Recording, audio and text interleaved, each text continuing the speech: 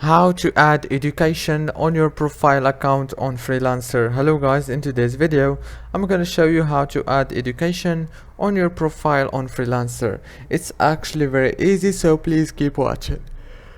First thing, go to Freelancer.